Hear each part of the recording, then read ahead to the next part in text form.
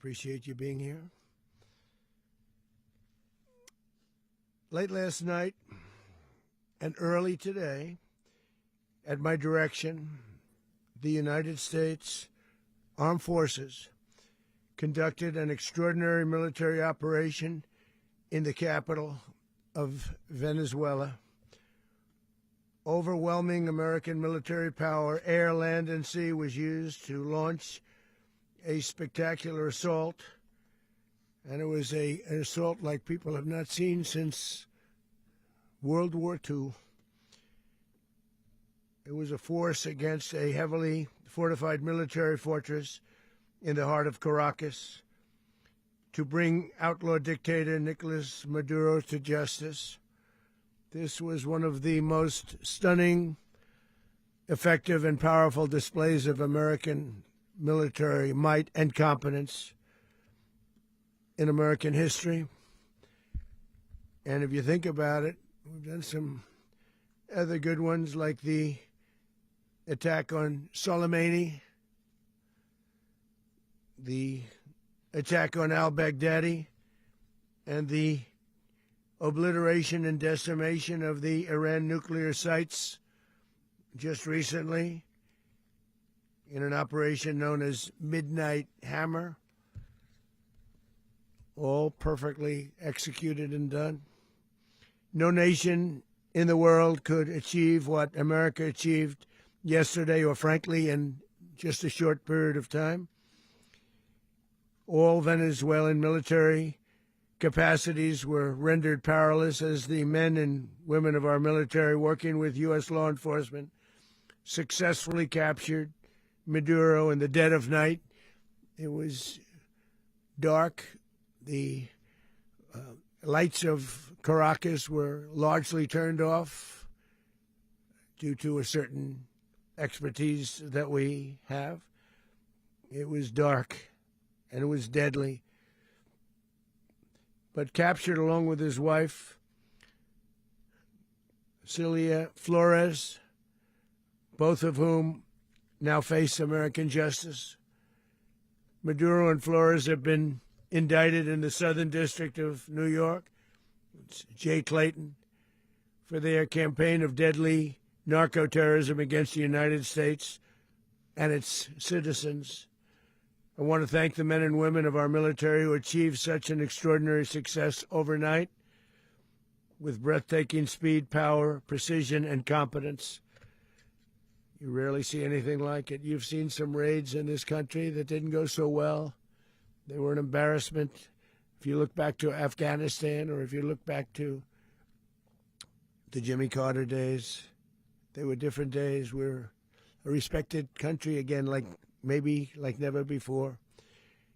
These highly trained warriors, operating in collaboration with U.S. law enforcement, caught them in a very ready position. They were waiting for us. They knew we had many ships out in the sea, just sort of waiting. They knew we were coming.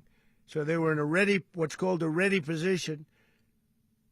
But they were completely overwhelmed and very quickly incapacitated. If you would have seen what I saw last night, you would have been very impressed. I'm not sure that you'll ever get to see it, but it was an incredible thing to see.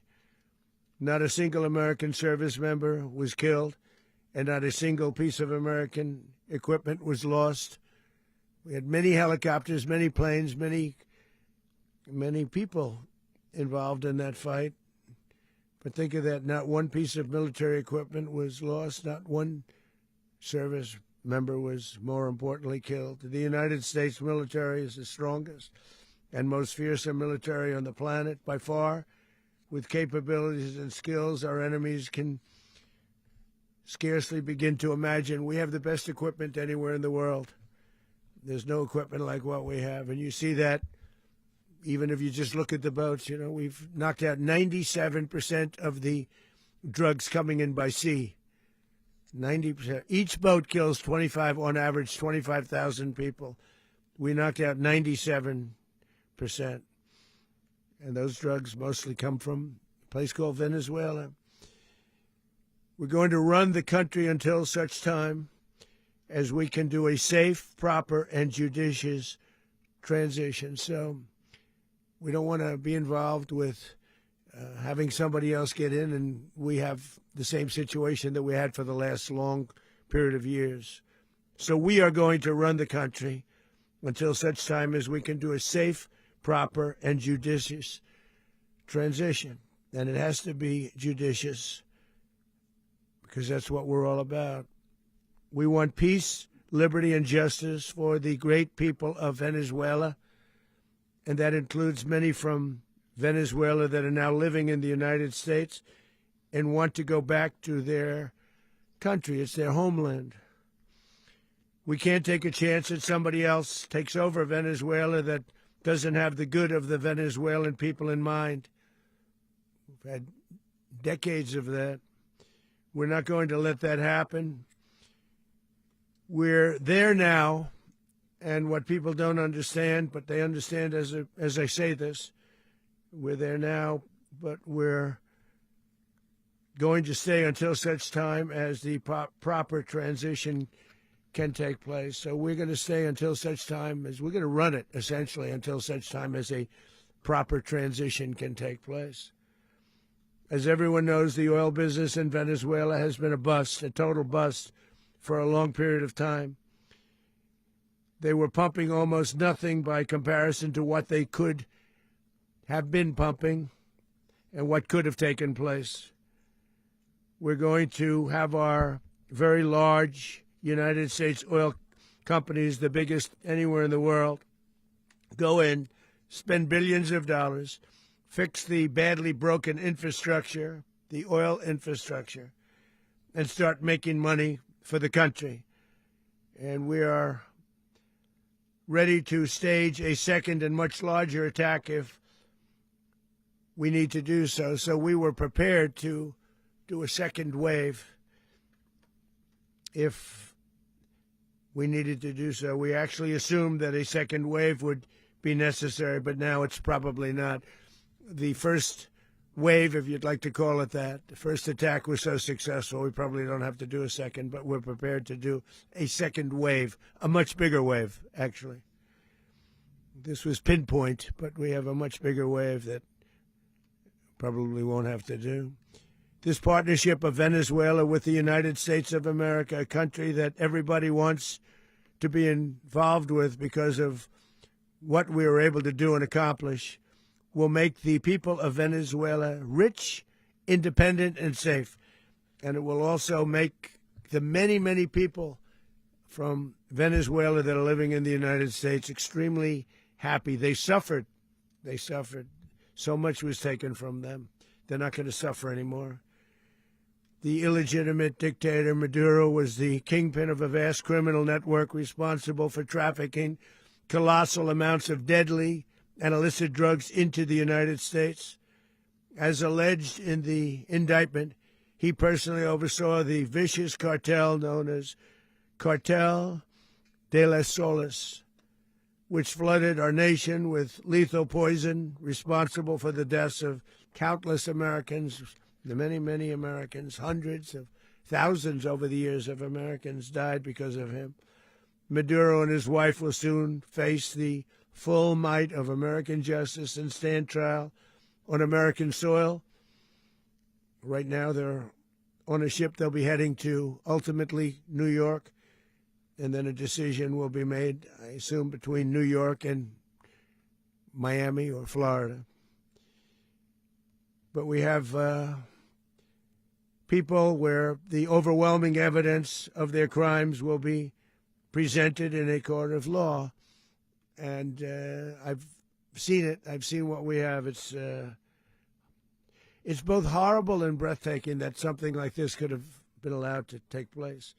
For many years after his term as president of Venezuela expired, Maduro remained in power and waged a ceaseless campaign of violence, terror, and subversion against the United States of America, threatening not only our people, but the stability of the entire region. And you all saw it. In addition to trafficking gigantic amounts of illegal drugs that inflicted untold suffering and human destruction all over the country, all over, in particular the United States. Maduro sent savage and murderous gangs, including the bloodthirsty prison gang Tren de Aragua, to terrorize American communities nationwide, and he did indeed. They were in Colorado. They took over apartment complexes. They cut the fingers off people if they called police. They were brutal, but they're not so brutal now. And I just have to congratulate our military, Pete, and everybody, and our National Guard, because the job that they've done, whether it's in Washington, D.C., where we have a totally safe city, where it was one of the most unsafe cities anywhere in the world, frankly, and now we have no crime in Washington, D.C. We haven't had a killing. We had the terrorist attack a few weeks ago, a little bit of a different kind of a threat, but we haven't had a killing in a long period of time, 6-7 months. We used to have two, on average, 2 a week in Washington, our capital. We don't have that anymore. The restaurants are opening. Everyone's happy. They're going, they're walking their daughters, they're walking their children, their wives. They walk to restaurants. Restaurants are opening all over Washington, D.C. So I want to thank the National Guard. I want to thank our military. And I want to thank law enforcement. It's been amazing. And they should do it with more cities. We're doing it, as you know, and we're doing it in Memphis, Tennessee right now, and crime is down. We've just sort of started a few weeks ago, but crime is down now 77%. And the governor of Louisiana called, great person, and he wanted us to help him, as you know, in a certain very nice part of Louisiana.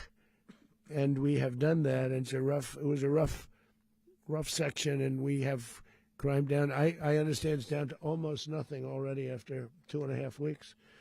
New Orleans, it's down to almost nothing, and we've only been there for 2.5 weeks. Can't imagine why governors wouldn't want us to help.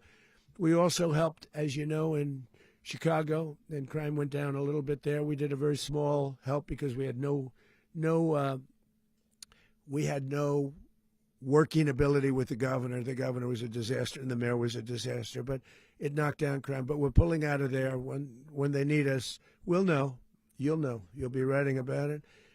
And likewise, Los Angeles, where we saved Los Angeles early on, where the head of the police department made a statement that if the federal government didn't come in, we would have lost Los Angeles. That's long after the fires.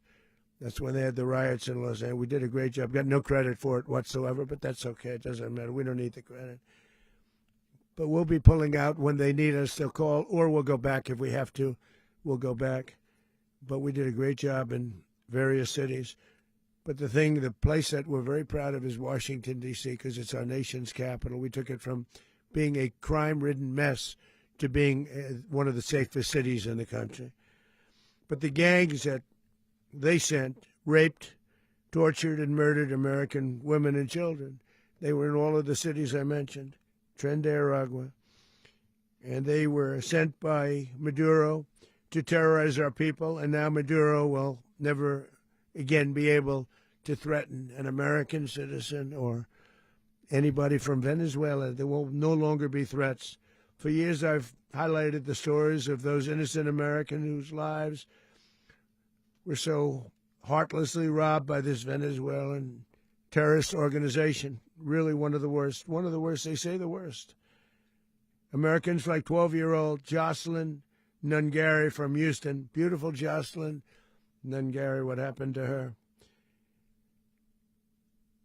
They, as you know, they kidnapped, assaulted, and murdered by Tren de Aragua animals. They murdered Jocelyn and left her dead under the bridge. There was a bridge that will never be the same to so many people after seeing what happened.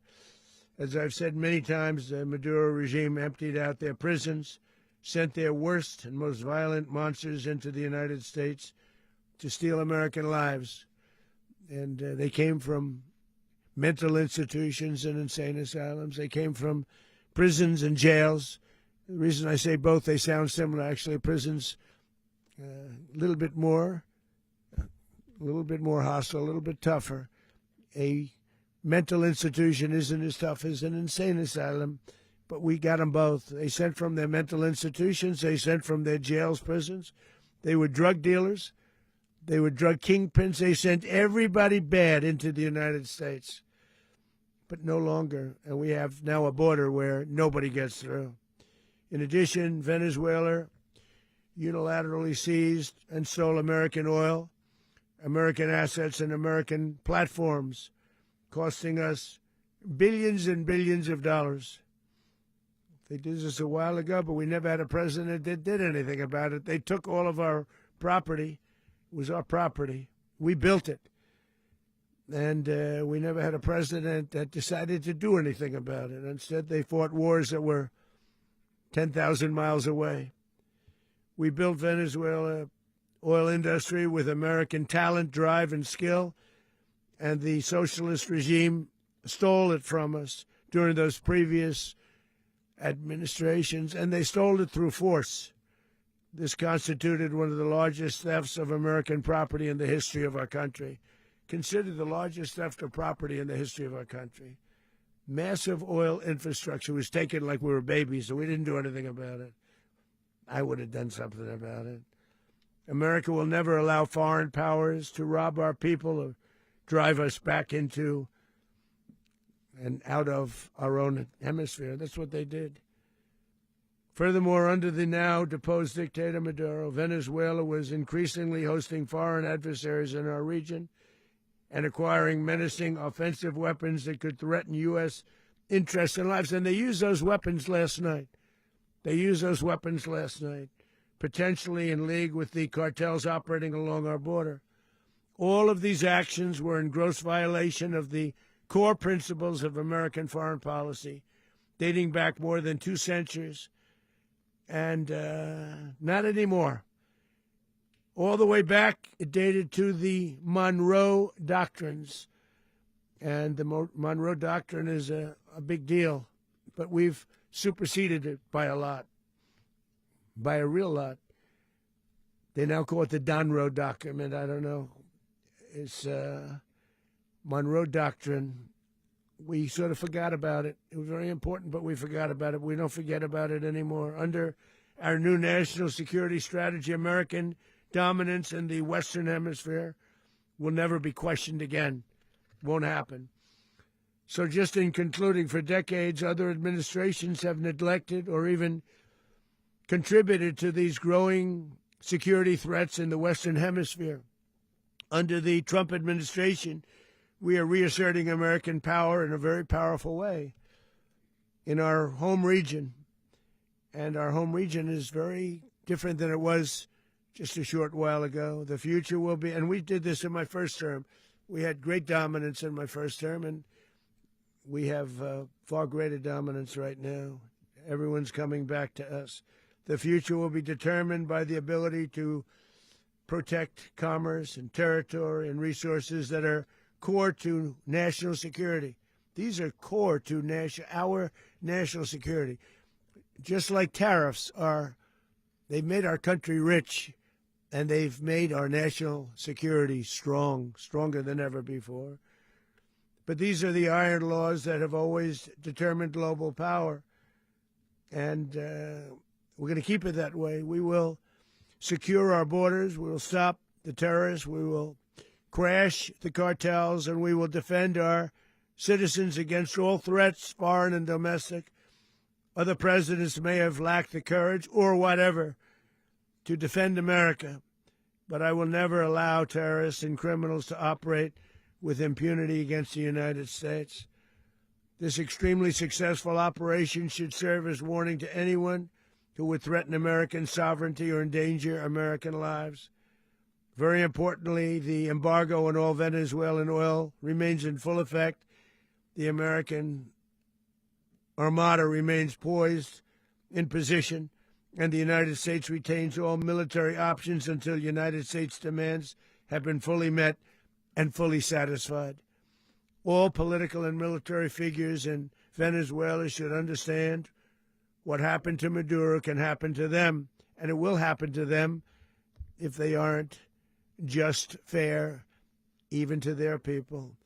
The dictator and terrorist, Maduro, is finally gone in Venezuela.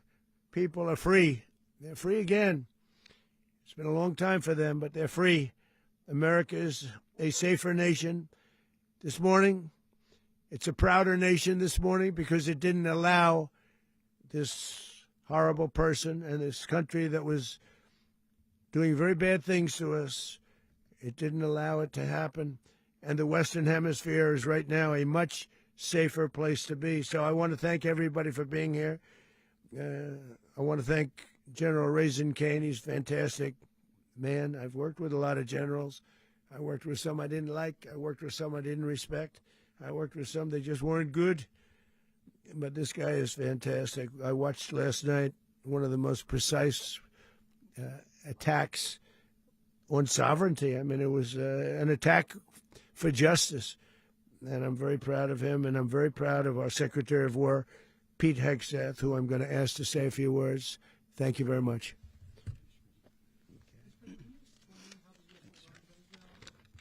Well, thank you, Mr. President. Finally, a commander-in-chief the world respects and the American people deserve. And as the President said, words can barely capture the bravery and the power and the precision of this historic operation. A massive joint military and law enforcement raid flawlessly executed by the greatest Americans our country has to offer. American warriors are second to none, the best in the world and the best of our country. What all of us witnessed last night was sheer guts and grit, gallantry, and glory of the American warrior.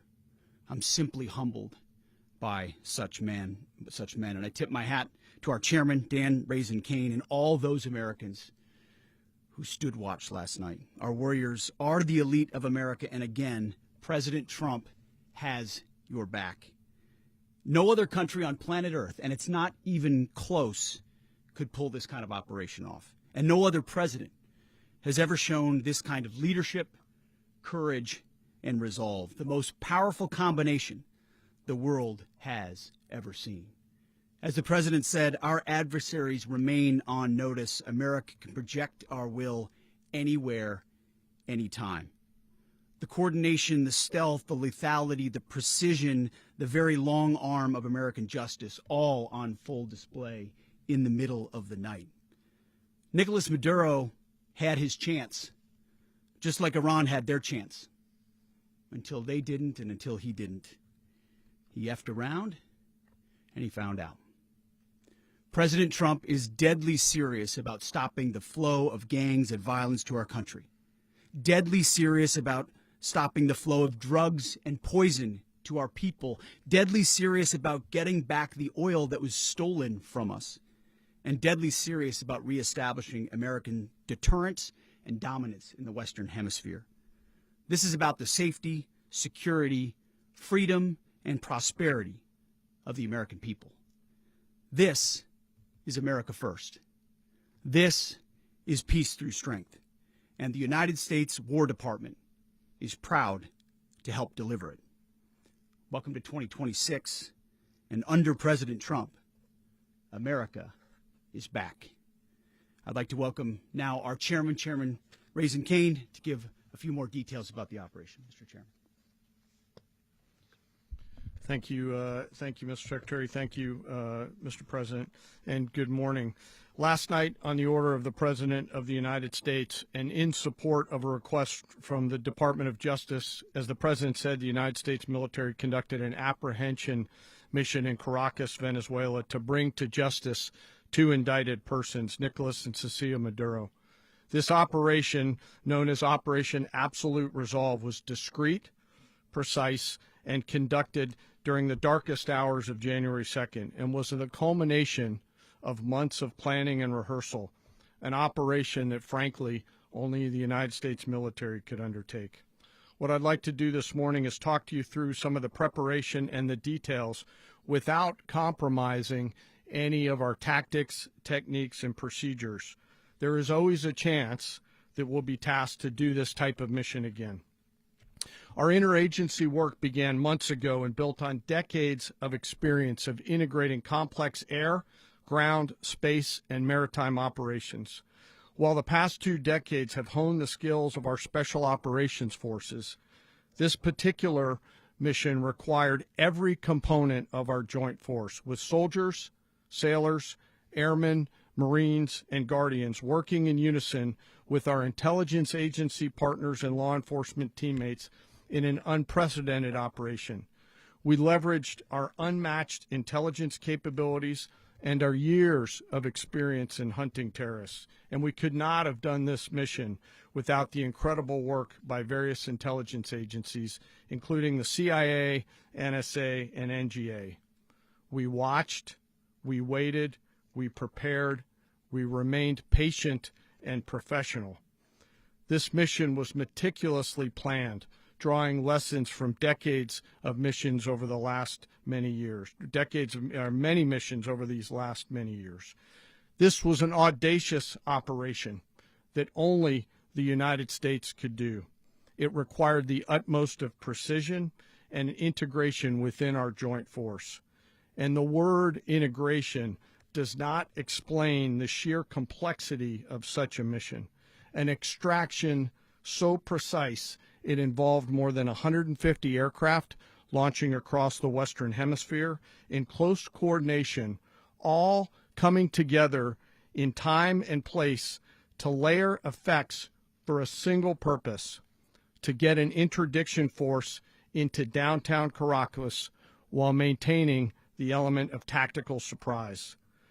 Failure of one component of this well-oiled machine would have endangered the entire mission, and failure is never an option for America's joint force. Those in the air over Caracas last night were willing to give their lives for those on the ground and in the helicopters. Let me talk a little bit about the preparation. After months of work by our intelligence teammates to find Maduro and understand how he moved, where he lived, where he traveled, what he ate, what he wore, what were his pets, in early December, our force was set pending a series of aligned events. Key was choosing the right day to minimize the potential for civilian harm and maximize the element of surprise, and minimize the harm to the indicted personnel so, as the president said, they could be brought to justice.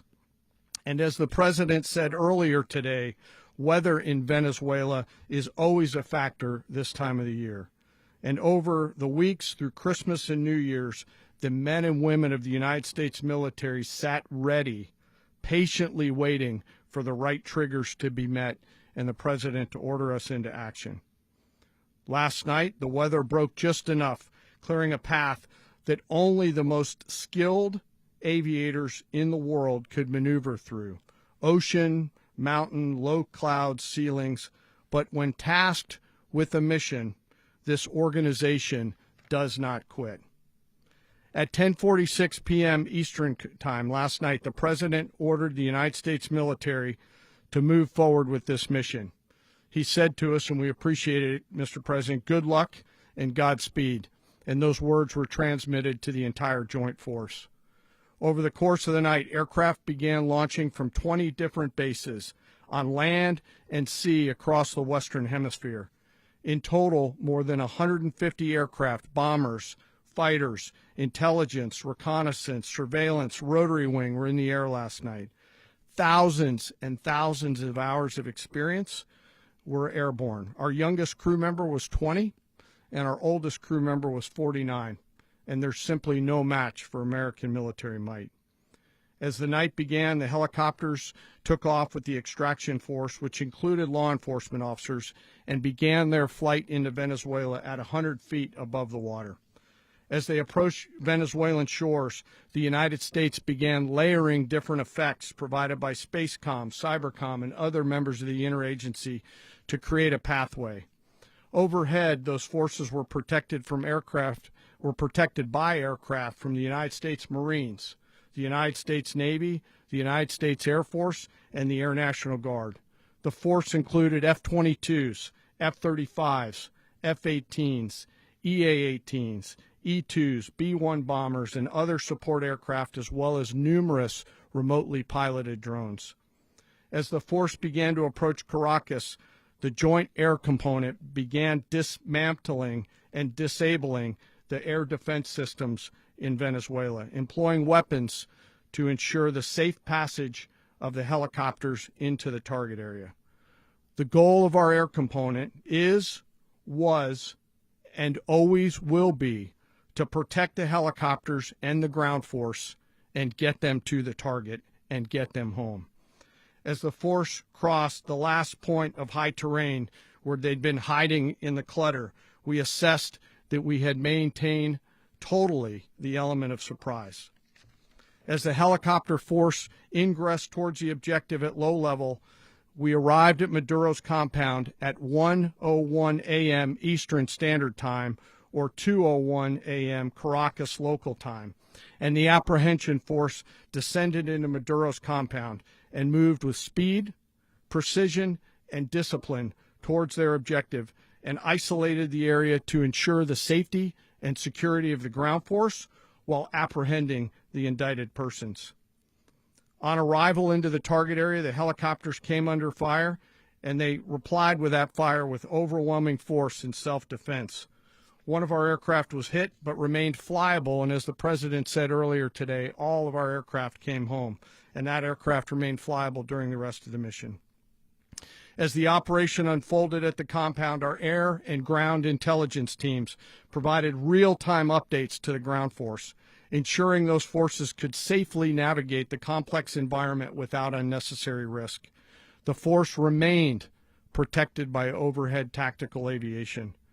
Maduro and his wife, both indicted, gave up and were taken into custody by the Department of Justice, assisted by our incredible U.S. military with professionalism and precision, with no loss of U.S. life. After securing the indicted persons, the force began to prep for departure. Helicopters were called in to exfiltrate the extraction force, while fighter aircraft and remotely piloted aircraft provided overhead coverage and suppressive fire. There were multiple self-defense engagements as the force began to withdraw out of Venezuela. The force successfully exfiltrated and returned to their afloat launch bases, and the force was over the water at 3:29 a.m. Eastern Standard Time with indicted persons on board. And both Maduro and his wife were embarked aboard the USS Iwo Jima. In closing, what we've witnessed today is a powerful demonstration of America's joint force. We think, we develop, we train, we rehearse, we debrief, we rehearse again and again, not to get it right, but to ensure that we cannot get it wrong. Our jobs are to integrate combat power so when the order comes, we can deliver overwhelming force at the time and the place of our choosing against any foe anywhere in the world. I am immensely proud today of our joint force and filled with gratitude to represent them here today. There is simply no mission too difficult for these incredible professionals and the families that stand by them and support them. As we stand here this morning, our forces remain in the region at a high state of readiness, prepared to project power, defend themselves, and our interests in the region. This operation is a testament to the dedication and unwavering commitment to justice and our resolve to hold accountable those who threaten peace and stability. In closing, I want to express my heartfelt gratitude to the brave men and women who executed this mission. Their courage and tireless commitment to our nation are what makes us strong. Thank you, Mr. Secretary, and thank you, Mr. President. Well, I don't have much to add to what you've heard now, other than the following points. Nicolas Maduro was indicted in 2020 in the United States. He is not the legitimate president of Venezuela. That's not just us saying it. The first Trump administration, the Biden administration, the second Trump administration, none of those three recognized him. He's not recognized by the European Union and multiple countries around the world. He is a fugitive of American justice with a $50 million reward, which I guess we saved $50 million. And Make sure. Yeah, exactly. But Don't let anybody claim it. Nobody deserves it but us. but I want to be clear about one thing. Nicolas Maduro had multiple opportunities to avoid this. He was provided multiple very, very, very generous offers and chose instead to act like a wild man, chose instead to play around. And the result is what we saw tonight. The other message here is the following. You have a guy, like many people around the world, they like to play games. You have a guy who decides he's going to invite Iran into his country, is going to, do the confiscation of American oil companies, is going to flood our country with gang members, is going to take Americans prisoner and try to hold them for hostage and trade them like he was able to do with the Biden administration. Basically likes to play games all this time and thinks nothing's going to happen. And I hope what people now understand is that we have a president. The 47th president of the United States is not a game player. When he tells you that he's going to do something, when tells you he's going to address a problem, he means it. He actions it.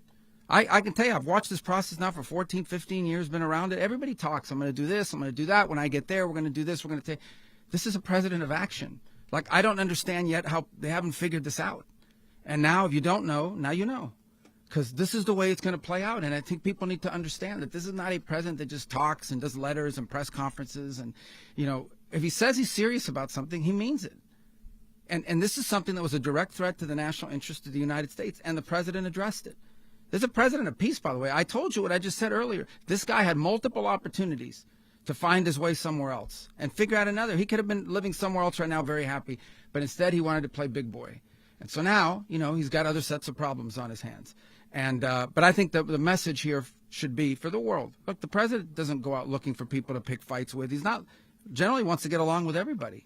We'll talk and meet with anybody, but don't play games. Don't play games with this president's in office, because it's not going to turn out well. And so I hope that I guess that lesson was learned last night, and we hope it'll be instructive moving forward. Is that a message for Cuba, Mr. President?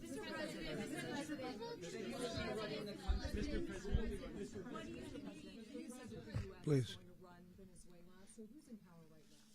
Well, we're going to be running it with a group, and we're going to make sure it's run properly. We're going to rebuild the oil infrastructure, which will cost billions of dollars. It'll be paid for by the oil companies directly. They will be reimbursed for what they're doing, but that's going to be paid. And we're going to get the oil flowing the way it should be. As you know, it was just a minor flow. It was actually a minor flow for what they have. But we're going to run it properly, and we're going to make sure the people of Venezuela are taken care of. We're going to make sure the people that were forced out of Venezuela by this thug are also taken care of. President, does the U.S. running the country mean that U.S. troops will be on the ground? How will that work? Well, they always say boots on the ground. So we're not afraid of boots on the ground if we have to have. We had boots on the ground last night at a very high level, actually. We're not afraid of it. We don't mind saying it. But we're going to make sure that that country is run properly. We're not doing this in vain. This is a very dangerous attack. This is an attack that could have gone very, very badly. Could have gone very badly. We could have lost a lot of people last night. We could have lost a lot of dignity. We could have lost a lot of equipment. The equipment is less important, but we could have lost a lot. And we're going to make sure that this is proper. We're there now. We're ready to go again if we have to. We're going to run the country right. It's going to be run very judiciously, very fairly. It's going to make a lot of money. We're going to give money to the people. We're going to reimburse people that were taken advantage of. We're going to take care of everybody. It's very important. We couldn't let them get away with it. They stole our oil. We built that whole industry there, and they just took it over like we were nothing. And we had a president that decided not to do anything about it. So we did something about it. We're late, but we did something about it. Yeah, please. Mechanism by which you're going to run the country? Are you going to designate a U.S. official to coordinate? It's all being done right now. We're designating people. We're talking to people. We're designating various people, and we're going to let you know who those people are. Would run Venezuela? Well, it's largely going to be for a period of time. The people that are standing right behind me, we're going to be running it. We're going to be bringing it back. It's a dead. I talk about a dead country. A year and a half ago, we were a dead country. Now we're the hottest country anywhere in the world. We're a country doing better than any country anywhere in the world. And it required leadership. Venezuela has a lot of bad people in there, a lot of bad people that shouldn't be leading. We're not going to take a chance that one of those people take over for Maduro. So you can look at, and others. We have fantastic people, including people in the military.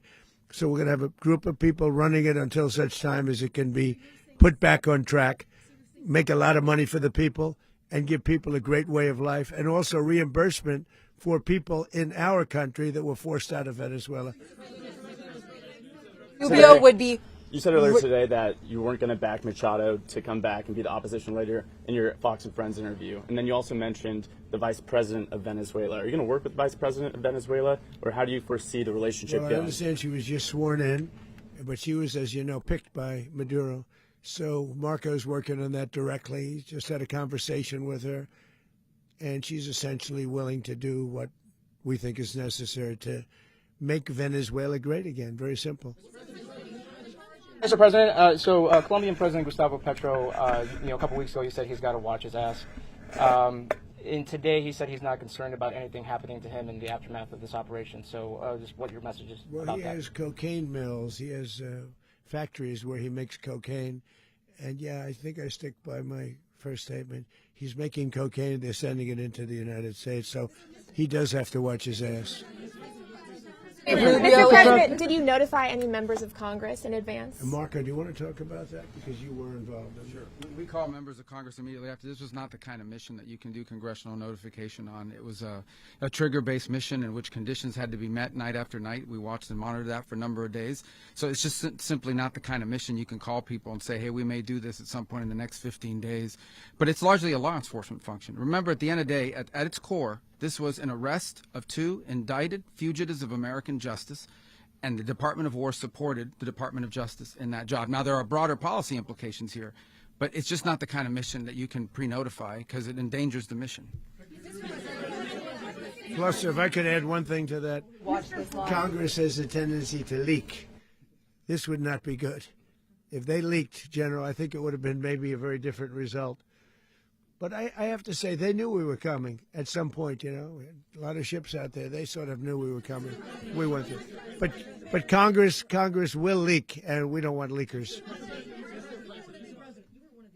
People to watch this all play out live. What was Maduro doing when the U.S. forces entered what I assume would be his home? And also, was there any point where the U.S. was considering if Maduro pushed back or resisted killing Maduro? It could have happened. It could have happened. He was trying to get into a safe place. The safe place is all steel. And he wasn't able to make it to the door because our guys were so fast. They went through the opposition so fast. And there was a lot of opposition. People were wondering, do we get them by surprise? Sort of surprised, but they were waiting for something. It was a lot of opposition. There was a lot of gunfire. You saw some of it today.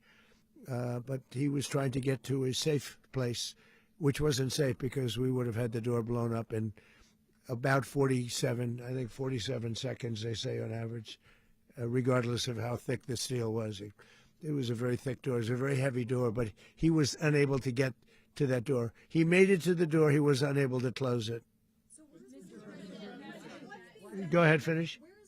To be in the time being right now, do you know his exact Well, whereabouts? eventually, ultimately, in the near future, he's going to be brought to New York. And where is he going to be held? Where is he going to be held in New York? Do you know? That's going to be up to the officials that do these things. Mr. President, the U.S. has something of a mixed track record of ousting dictators without necessarily a plan for what comes afterwards. Not with Did me. that weigh on your decision? Well, that's when we had different presidents, but with me, that's not true. With me, we've had a perfect track record of winning. We win a lot, and we win. If you look at Soleimani, you look at al-Baghdadi, you look at the Midnight Hammer. Midnight Hammer was incredible. Right now, you wouldn't have peace in the Middle East. We have essentially peace in the Middle East because of that. If we weren't successful with Midnight Hammer, you wouldn't have peace in the Middle East. So, with me, you've had a lot of victory. You've had only victories. You've had no losses. Yeah. How long do you expect the U.S. to run Venezuela, and how soon do you want the Venezuelan people to hold elections? So I'd like to do it quickly, but it takes a period of time. We're rebuilding. We have to rebuild their whole infrastructure. The infrastructure is rotted. It's actually very dangerous. It's blow-up territory. Oil is very dangerous. It's a very dangerous thing to take out of the ground. can kill a lot of people. It has killed a lot of people doing just that. The infrastructure is old. It's rotted. Much of it is stuff that we put there 25 years ago, and we're going to be replacing it. And we're going to take a lot of money out so that we can take care of the country. Yeah. Are you saying that Secretary Rubio and Mr. President, China, Russia, and Iran have interests in Venezuela. How does this operation affect your relationships with them when it comes to the oil and drugs? In terms of China and Russia, Russia when we get things straightened out. But in terms of other countries that want oil, we're in the oil business. We're going to sell it to them. We're not going to say we're not going to give it to them. In other words, we'll be selling oil probably in much larger doses because they couldn't produce very much because their infrastructure was so bad. So we'll be selling large amounts of oil to other countries, many of whom are using it now, but I would say many more will come. Are you saying, Mr. President, are you saying that, Mr. President, are you saying that, Mr. President, thank you. What is your message to the people of Venezuela today? Of course, the civilian population specifically, they have a lot of questions. What is your message to the people of Venezuela? That you're going to have peace, justice. You're going to have some of the riches that you should have had for a long period of time. It was stolen from you. But you're going to have peace and you're going to have safety. You're going to have justice. You're going to have a country. You're going to have a real country. You're going to have potentially a great country. You know, if you go back 20 years, maybe even a little longer ago, that was a great country. And they destroyed it. Remember I said that if we lose this election, the United States will be Venezuela on steroids. That's what would have happened. Had we lost the election, the 2024 election, we suffered so badly. When you look at the border from 2020, what they did, what Joe Biden administration did to our country should never be forgotten. But if we had to go through another year of that, we would be exactly where Venezuela was in terms. I used to say, if they win, we're going to be Venezuela on steroids, and that's what would have happened.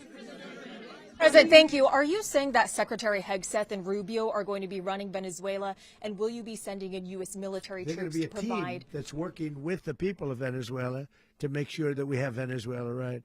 Because for us to just leave, who's going to take over? I mean, there is nobody to take over.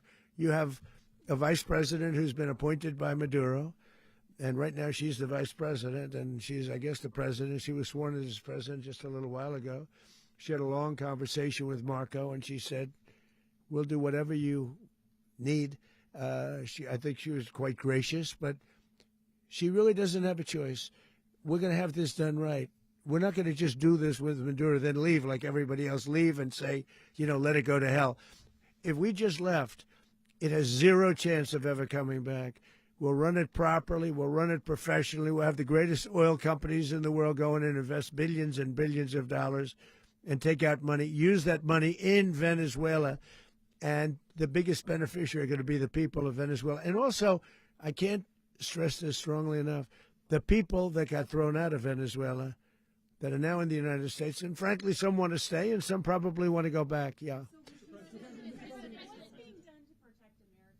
The country, and were any of the detained Americans? Well, right now they're very protected because nobody's going to mess with us. They're very protected. The people of, and we let them know that you better not touch one of them. Are you concerned that bad elements of the Maduro regime will remain in place? Well, we know who they are. We're on them, and they're acting much differently now than they would have acted 2 days ago. Okay, wait, behind you, please. Mr. President, why is running a country in South America America first? Well, I think it is because we want to surround ourselves with good neighbors. We want to surround ourselves with stability. We want to surround ourselves with energy. We have tremendous energy in that country. It's very important that we protect it. We need that for ourselves. We need that for the world. And we want to make sure we can protect it. Yes, sir. Please, go ahead. Yeah, is there a message here for Cuba and Diaz-Canel? Well, Cuba is an interesting case. Cuba is, not doing very well right now. That system has not been a very good one for Cuba. The people there have suffered for many, many years. And I think Cuba is going to be something we'll end up talking about because Cuba is a failing nation right now, very badly failing nation. And we want to help the people. It's very similar in the sense that we want to help the people in Cuba, but we want to also help the people that were forced out of Cuba and living in this country. Do you want to say something about that, Marco, please?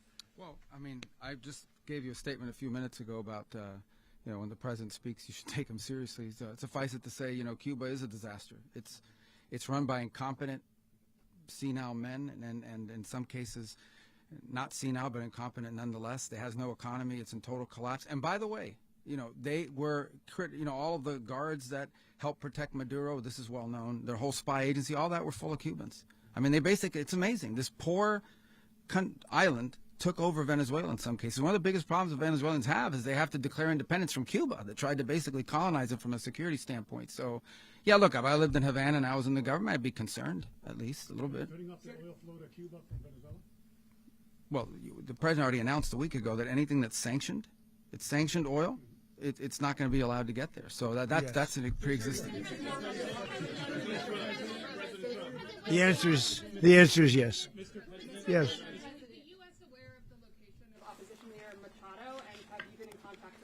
No, we haven't. No, we haven't. Mr. President. Mr. President, on Monday. Oh, I think it would be very tough for her to be the leader. She doesn't have the support within or the respect within the country. She's a very nice woman, but she doesn't have the respect. Mr. President, is it possible that the U.S. ends up administrating Venezuela for years? You know, well, you know, it won't cost us anything because the money coming out of the ground is very substantial. So it's not going to cost us anything. We will. Well, we want safety there. We want to be surrounded by countries that aren't housing all of our enemies all over the world. That was happening, and you don't want to have that. But we're going to be rebuilding, and we're not spending money. The oil companies are going to go in. They're going to spend money. We're going to take back the oil that, frankly, we should have taken back a long time ago. A lot of money is coming out of the ground. We're going to get reimbursed for all of that. We're going to get reimbursed for everything that we spend. So it's going to be a very important. This is a very big evening that took place last night. We have to be surrounded by safe, secure countries, and we also have to have energy. Very important. We have to have energy that's real energy, not where they're getting 4% and 5% of the energy out of the ground. You take a look. It was such a disaster. So what's going to happen with Venezuela, I think, over the next period of a year, is going to be a great thing, and the people of Venezuela will be the biggest beneficiaries.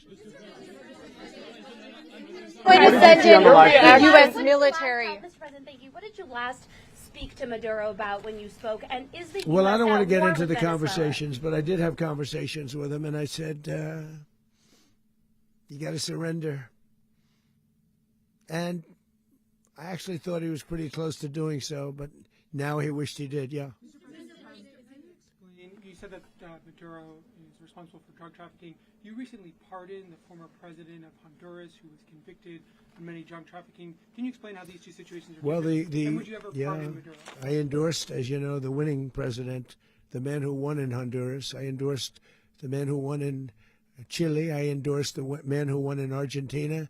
And we are doing very well with that whole group. What the man that I pardoned was, if you could equate it to us, he was treated like the Biden administration treated a man named Trump. That didn't work out too well for them. This was a man who was persecuted very unfairly. He was the head of the country. He was persecuted very unfairly. And there are a number of them. And we felt that it was a very unfair situation that happened to him. He's also a party member of the man who won. So obviously the people liked what I did. And one of the reasons that was done is because of the fact that the party in power felt very strongly that that man was treated very badly. I studied it very quickly, and then I studied it in great detail. I went to a lot of the people standing behind me, and they felt that that man was persecuted and treated very badly. That's why I gave him a pardon. You referenced boots on the ground earlier. Can you just sort of button this up? Do you envision the U.S. military having a presence in Venezuela as the U.S. runs that Well, country? no, we're going to have a presence in Venezuela as it pertains to oil, because we have to have, we're sending our expertise in. So you may need something, not very much. But no, we're going to be taking out a tremendous amount of wealth out of the ground. And that wealth is going to the people of Venezuela and people from outside of Venezuela that used to be in Venezuela. And it goes also to the United States of America in the form of reimbursement for the damages caused us by that country. So I want to thank you all very much. Thank you. Do you have one? Yes, please. You were so nice before. I'm going to give you the final question. Go Thank ahead. you, Mr. Unless President. it's a bad question, in It's which about case I'll Putin. go one word. It's about who? It's about Putin, if you want. About Putin. Well, that's Okay. always nice You had to a talk phone- about Putin. You had a phone call with him Yeah. on Monday. Did he talk at all about Maduro? Did y'all talk about this? No, we didn't. And We then- never spoke about Maduro. Are you mad at him right now? I mean, there's this I'm not intelligence. thrilled with Putin. I'm not thrilled with Putin. He's killing too many people. I thought that would be so. I settled 8 1/4 war. You know what the 1/4 was? Thailand and Cambodia. I did it again. They broke out, and I did it in about 5 hours, and I settled it. I'm giving myself 1/4, so I'm up to now 8 1/4. In other words, I settled the war, but then they broke out. They had a pretty bad breakout over the last 4 days. I got them to go back to peace, so I only give 1/4. I thought the easiest one would be, one of the easier ones would be Russia, Ukraine. It's not, and they both have done some pretty bad things. And look, that's Biden's war. That's not my war. But I want to stop the lives. Did you see where last month 30,000? It was 27,000 the month before. 30,000, mostly soldiers, were killed this last month. 30,000. I want to stop that. You know, I got NATO to pay 5% instead of the 2% that they weren't paying. They weren't paying 2, now they pay 5. And we send them a lot of munitions. We send them a lot of things, missiles and various other things, a lot. And they pay. The United States is not losing money. We're probably making money on that. It's the last thing I care about. I just want to stop all those people. We're losing 25,000, 30,000 human beings. They come from 2 places that are very far away. But if I can stop, because it's something I've been pretty good at doing, deals, I guess. It's all a deal. Life is a big deal. But if I can stop that war and stop 30,000 young people, in addition to the fact that people are being killed in Kiev, people are being killed in other cities throughout, a much smaller number, but they're being killed, viciously killed. So I'm not happy about it. I thought that would be something that would get solved. We have Mr. Witkoff here. I think that we're making progress, but that's a war that should have never happened. If I were president, it would have never happened. Putin says it. Everybody says it. If I were president, that would have never happened. But I inherited that war. That was Joe Biden, Zelensky, and Putin. I came into the situation, and it's a mess. And I will say this. I watched an operation last night that was so precise, that was so brilliant. I mean, it was incredible. If we had our people, like this general and our people involved, that war would not have gone on very long, that I can tell you. That war, to use an old term, that war has become a bloodbath, and we want it to get stopped. Thank you very much, everybody.